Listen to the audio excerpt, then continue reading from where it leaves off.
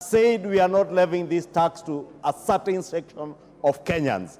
And therefore, in curing that problem that the court pointed out, then a provision was created for us to use the Tax Procedures Act, as has been clearly stipulated by the chair of the Finance Committee, to collect from every Kenyan who is earning an income. And Honorable Speaker, whether you are a farmer, whether you are a changa brewer, and maybe to Honorable Udo, it is brewers, not changa brewers, because changa brewing is an illegitimate trade that I don't know whether there is a way of collecting taxes from a legitimate trade. But for any person who is involved in legitimate earning of an income, they shall be obligated to pay this under the Tax Procedures Act. And Honorable Speaker, there are fears that, like the Honorable John Badis has said, that KRA will harass people. KRA is a tax collector, not an agent for harassing Kenyans. And they will collect the taxes that are due from Kenyans in the manner provided for in law.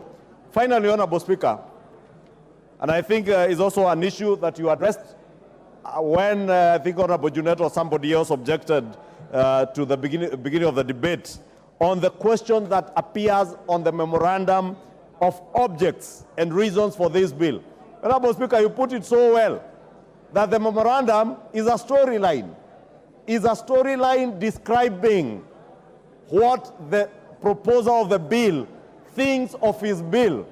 And at the point we formulated this bill as a proposer, it was my thinking that it will not affect county governments because it was a money bill that was designed to collect taxes, Honorable Speaker. But I have since been informed and guided even by the Speaker when the two speakers consulted and agreed that this bill does concern counties. Honorable Speaker, I am certain if and when this House dispenses with this bill, it will certainly be on its way to the Senate, and I have been in consultations with the leader of majority in the Senate. They are indeed waiting for this bill in the Senate. Order majority. Yes, Honorable Kajwang. Mr. Speaker, the majority leader raises a very interesting issue which we need to investigate as a House on how bills are done and are published. Mr. Speaker, if a bill is styled to be a bill not concerning counties, and thereafter the proposer discovers that indeed it concerns counties, should this bill be printed afresh and published? Should it be debated in the manner in which it appears to be? This raises a legitimate... Order, Mr. Speaker, Order, I'll cut you there. The matter you are raising was actually raised here by your leader, the minority leader, and he prosecuted it very effectively, and the chair ruled on it. One, that the Speaker of the House and the Speaker of the Senate are satisfied and concur that this is a bill concerning counties.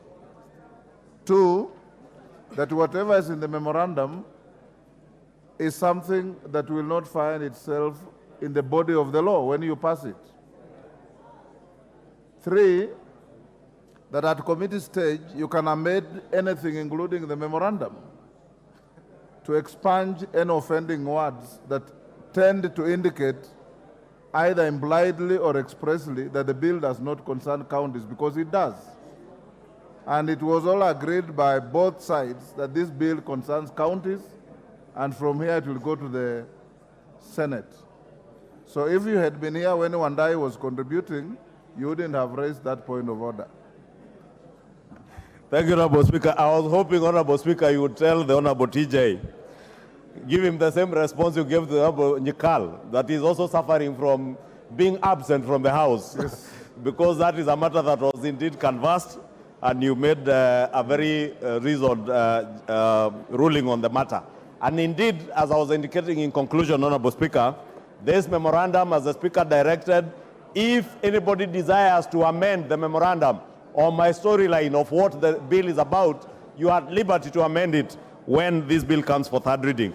With those very many remarks, Honorable Speaker, allow me, Honorable Speaker, maybe, Honorable Speaker, in conclusion, Article 38 clause 38, Honorable Speaker, and the Honorable Engineer Mwengi also spoke to the issue of the contributions, voluntary savings.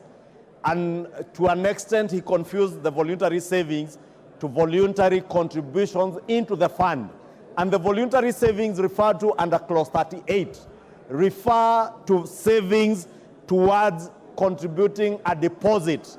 And is a deposit that the Honorable Chair of the Finance Committee has very ably stated that the provision that was there for a 10% deposit, and I remember when the units in Nakuru County were in Bondeni, Nakuru, were advertised, Kenyans raised that particular question as to whether how many Kenyans will be able to afford 100,000 shillings, and that is what the chairman of the Finance Committee has indicated that they have proposed in their committee report during third reading to remove the provision for a 10% deposit, so that Kenyans, even what we do, Honorable Speaker, when you are getting into a rental house, you are required to raise a deposit of 2 months deposit and one month rent, or 1 month's deposit and 2 months rent, and you pay an equivalent of your 3 months deposit as your deposit. Is probably something now with the removal of the 10% deposit that could be considered by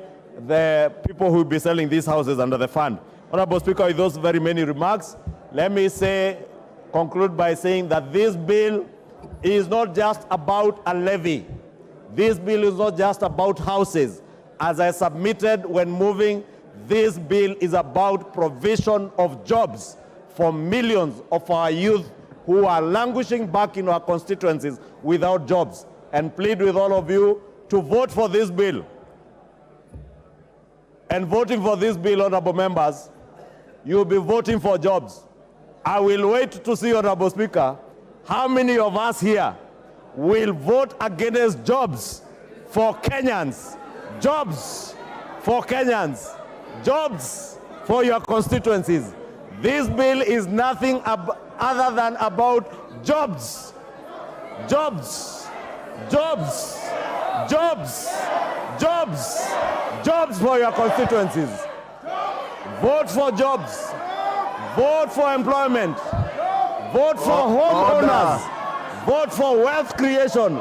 Vote for a new Kenya. I submit and I reply, Honorable Speaker. Order.